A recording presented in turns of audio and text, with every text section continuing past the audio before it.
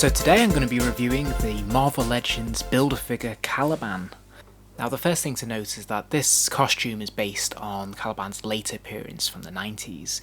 His original appearance from the 80s, he was much more of a lanky, spindly kind of character, as you can see here. But in the 90s he got a redux and was revamped to be much more buff and exaggerated, which was a trend in the 90s.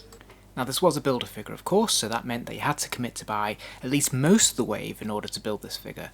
A little bit different this wave because you didn't have to buy all 7, just 6 other figures. You didn't have to buy the Gambit, that did not come with a Build-A-Figure piece. And in my opinion, the rest of the wave, the other 6 figures are actually all fantastic. Great choices. In particular, the Forge figure and the Blink figure are figures that fans have been wanting for a long time. So they're fantastic additions, but also the updated Beast and Wolverine, Weapon X Wolverine are welcome additions as well. And it's nice to see one of the Reavers in there. So I actually think this is a really good wave to collect, and the Build-A-Figure really is one of those where it's sort of like the icing on the cake of this wave, in my opinion. So the only frustrating thing about this wave really was the lack of availability of the Jubilee figure. This was notoriously difficult to track down and obviously contains one of the central components of the BAF. So a lot of people are going to be slightly frustrated if they're trying to build this figure.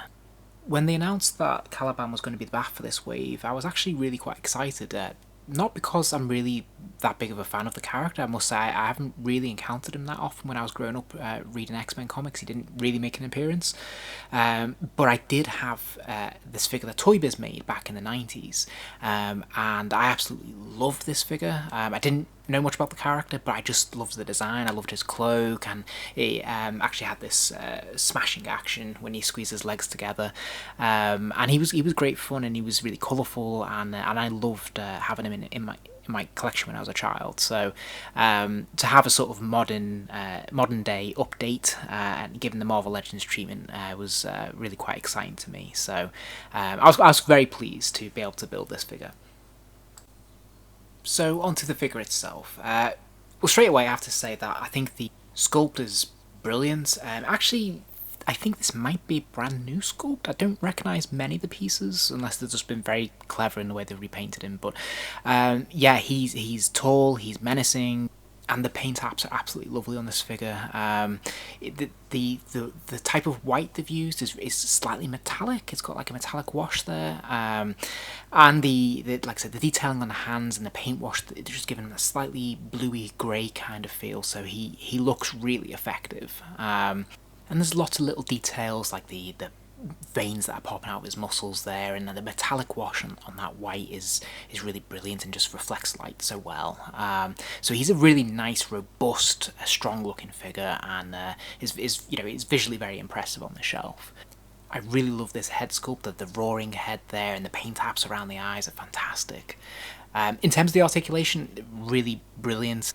His head can swivel all the way from side to side. It looks all the way back, and it looks all the way forward as well. So you get a lot of range there in the head alone, which is just fantastic for posability, and always looks really impressive. Likewise, he's got those ball jointed shoulders there. They pull back all the way, so you've got fantastic range there. Now I understand that some people will be upset by the white plastic in the middle of the joint there. It looks a little bit off. Can't say it actually bothers me too much. I'm actually quite happy with that. But I do think it's a bit distracting, and I think a few people will be upset with that. But as you can see, he has the bicep swivel. He's got the single jointed elbow joint, which actually is fine. It actually bends back a full 90 degrees, and I couldn't ask for more from that really. In terms of the hands, obviously they do swivel at the wrist there, 360 degrees, and you can bend down either way quite a good distance, so you can get a lot of dynamic sort of hand postures out of him, and it's really effective when you do get him in those poses because he always looks quite menacing. So yeah, this is really well done. He does have a crunch, an ab crunch there, so he can bend forward quite far forwards, and likewise he can bend quite a good distance back as well. So again, you can really see that the options for posability are really strong. Obviously he does swivel at the waist, 360 degrees as well, so again there's a lot of options with him. He does have the ankle pivot, of course, so his foot can go all the way down, and it can go upwards a little bit as well. And obviously it does swivel there at the pivot, which is great. Again, you can get a lot of different poses out of him from that, so that's really strong. And he does, of course, also have the calf swivel as well. Of course, he has those double jointed knees as well, which is fantastic, and as you can see, they go all the way back there, so gives him a broad range of positions he can be placed in. And he also has the thigh swivel as well, so yeah, there are tons and tons of articulation on this figure, which is fantastic to see. So in terms of scale comparison, this is how he stands against other Marvel Legend figures. You can see here he's up against the sort of standard size Moon Knight and the Thunderstrike figure, which came out last year, and he clearly towers above them, and that looks really good. Here he is next to the Joe Fixit Build-A-Figure. Again, in terms of the scale there, that looks quite comfortable, I think. I'm not sure if the hook should be maybe fractionally shorter, but that looks pretty good to my eyes. And here he is next to Strong Guy, the Build-A-Figure. And yeah, that looks pretty much spot on, I think.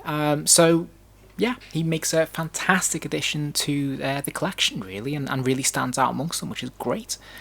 Here he is, of course, next to my cat, so you can definitely get a sense of scale there.